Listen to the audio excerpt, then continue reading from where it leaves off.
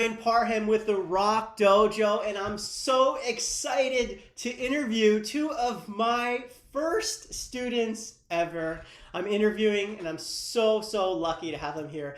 Abby Ecker and Aidan Martin. Thank you so much for joining me today. How are you doing?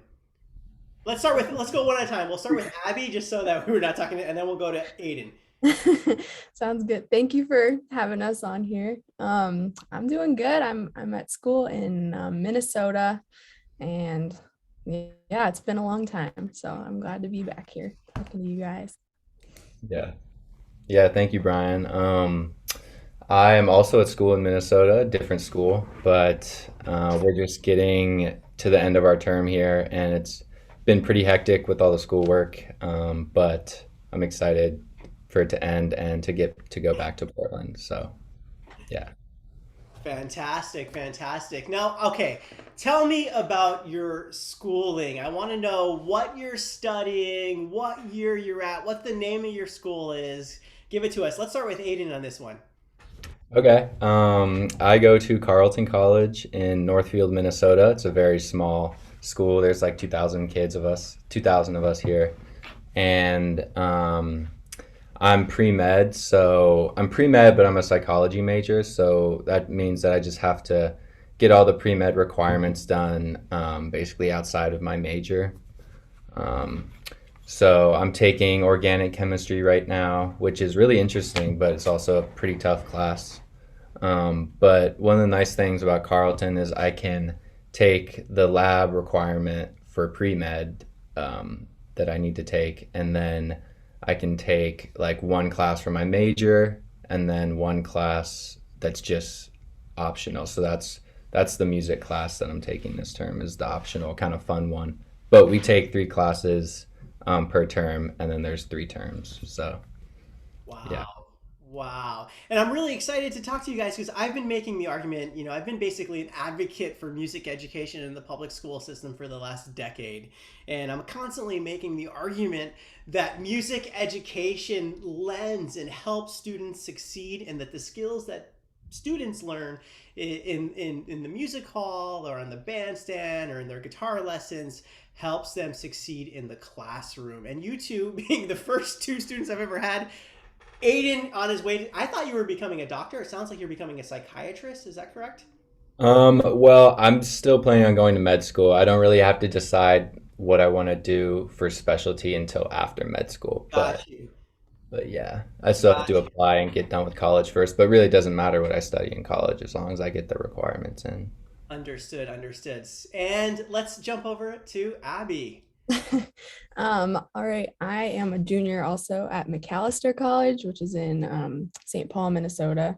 I would say we're rivals with Carleton, just a little bit, but I am studying economics and neuroscience. Not pre-med. I'm not planning on doing more school, but yeah, I'm having a good time. And yeah, that's about all I got. So, jumping on to the next question, what was your experience like studying the guitar with me? Let's start with Abby on this one. I mean, it was awesome. It's been, I mean, I can't even think of how long it's been. Um, at least 7 or 8 years. But yeah, I mean, I took lessons from you, Brian, for I don't know, 4 or 5 years, probably.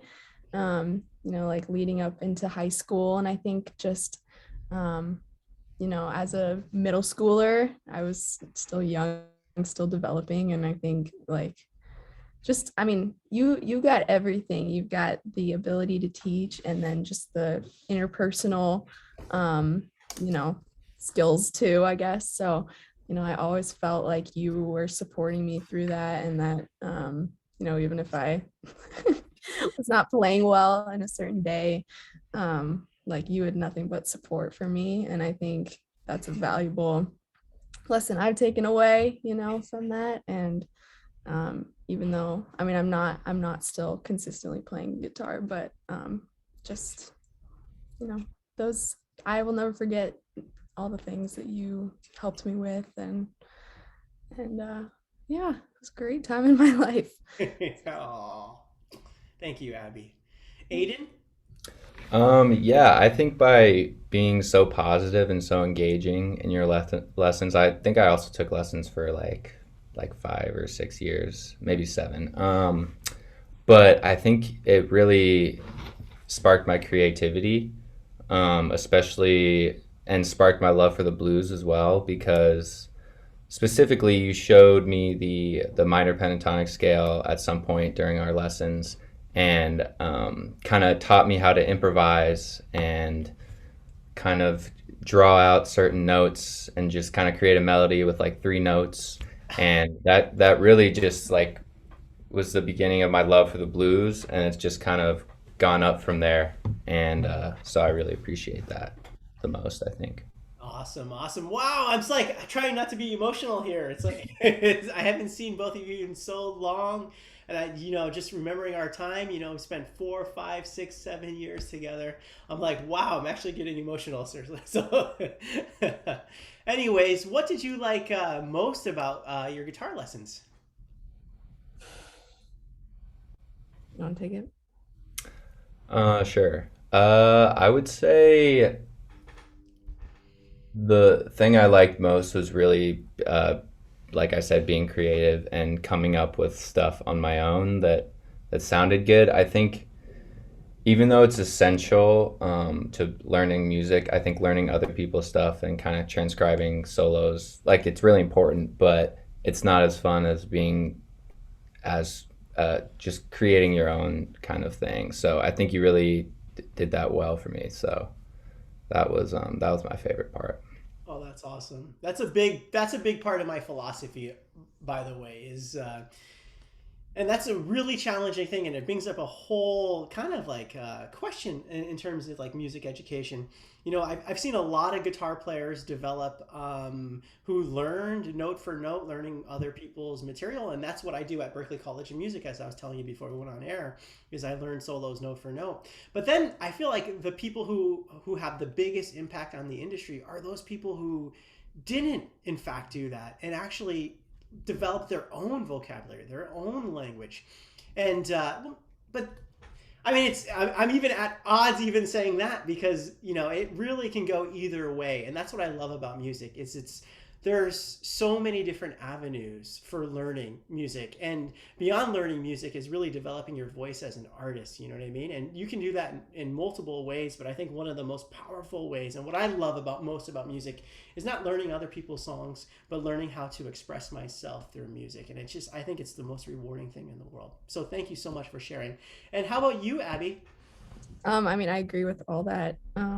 I honestly am sort of on the other side of that too. Like I really liked sort of the freedom to get to pick what song that I already liked to play. You kind of were like, all right, what song do you want to learn next? I'm like, all right, I'll just pick one. And then I remember doing that a few times, and that was, it's fun to like to have a song, that I liked, and being able to sort of see um, how the musicians get to how they developed to get to that song, and like the chord progressions and all that, and sort of getting to do it myself. I remember that it was kind of really cool for me. But even just, I mean, like Aidan was saying, like the improvisation, is that the right word? Was great. Like I remember you, Brian, like playing sort of background chords and just giving me the freedom to just sort of like tinker around. And a lot of times it didn't sound good, but it was fun to just sort of see what I could do. So Fantastic, fantastic. Um, what? How did learning to play the guitar help you in your academic studies and social connections, or social connections? Either one of those two. That's kind of a two-part question. So, how did it help you in your academic studies? And the other part to that question is, did it or how did it help you in with making social connections? I'm kind of thinking about you, Aiden, when I added that second part there, because I know that speaking to your dad, and that's what we're talking about on. So you can either fill both of those questions or just one of those questions. Let's start with Aiden. Okay. In terms of my academic enhancement from the guitar, I think that it takes a lot of time to sit down and learn a song note for note, and it takes a lot of just repetition. And even if you don't understand it at first, or you don't think that you are able to do it at first, like you play and you're just like, wow, this is so bad, I can't do it. But you just keep rehearsing, and somehow it gets better. So I think that's really applicable to a lot of the classes I've taken in college, where especially this chemistry class that I'm in right now, where there's a problem that I'm faced with, and I just kind of have to break it down into pieces and take it slower, in order to build the larger skill. Um, and I think that really does come from learning music, uh, and just kind of being persistent, I guess. Thank you, Aiden. I can also speak to that frustration of like not getting things right the first time. Um, Especially I was telling Brian I just had surgery a few weeks ago. Aiden, I told you this too, but like I had to sort of um, learn how to use my body again, and like that took repetition through like the PT that I had to go through. And I think like same thing, those lessons about like you can't get better until you actually practice. Like Brian, I know you were saying, I know you used to say something about 10,000 hours. It takes 10,000 hours to get really good at something. And it's the same thing with, I mean, I'm thinking of like athletics, um, uh, but also academics as well. I also think like playing the guitar when I did, um, it it sort of taught me that it's okay to take a break from school, to take a break from other parts of your brain. I think like I've always been a very type A um, person where I just need to get everything done. It has to be perfect. But and I've always sort of like prided myself on not being an artistic person. Not prided myself, but it had never been one of my strengths. But like music is really just a different way of expressing that, creative side. Um, and I think without it, I wouldn't have really found that that's okay. Um, and I probably would have just kept on with the idea that I'm not good at art or creativity or anything like that, but it's just a different way of looking at that. So Oh, wow. yeah. Thank you. Thank you. And something that you said about the 10,000 hours, this is a crazy thing that I started doing is I really wanted to show people the process of really mastering something challenging. And learning to play a musical instrument is hard. There's no doubt about it, and I'm not going to sugarcoat it. And so one of the things that I've been doing that I'm really excited about is the 10,000 hour challenge. I actually, when COVID hit, I challenged myself to go back to school, but also to log every hour of guitar practice and to film once a week because I have to do it for Berkeley anyways. But I started filming myself doing one musical performance a week, and I posted on YouTube. It's been fascinating. As of today, I'm up to. I do this thing called the dailies. It's like my daily checklist, and like basically doing music taught me how to be successful in every avenue. It's just like what you both of you were saying. It's so challenging, and I had to learn how to be so organized that all the things I learned doing learning to play the guitar, I just applied to business. In the Rock Dojo, I don't know if you know this, but 2018 or 2019 Rising Star of Oregon by the Small Business Administration. I've published 8 books now. I have an album coming out. Won every type of business award and academic award that you can think of, all from really learning how to play the guitar at the age of 29. And back to the 10,000 hours is like I'm at 1,726 since COVID. Since COVID shut down our schools on March 19th. So that's like a year and a half. It's a year and a half. Yeah, Okay. I do 3 hours every day, one day off a week. This is my day off. So 3 hours Wow. every day. It's pretty fun, but it's crazy. And if you can do that, though, trust me, you can be successful at anything. So, Aiden, I saw your text message. I know you got to go at 10:50. Um, The one thing I wanted to ask you, Aiden, because I know that you have been playing in bands, and actually I want to tell this story. I was in the middle of a lesson on Zoom after COVID, or right around COVID, I think. And the student, a young student, was like, dude, I seen the most amazing band. I think it was at, I don't know the name of the park, but there's a park next to Beverly Cleary. And he's Grant like, I Park. saw the Grand Park. I saw the most amazing band, right? And I was like, he's like, the guitar player was a young kid. I was like, I know who it is. And lo and behold, it was you that they were telling me about. They saw you performing at the park. So, social connections. How has music helped you with social connections?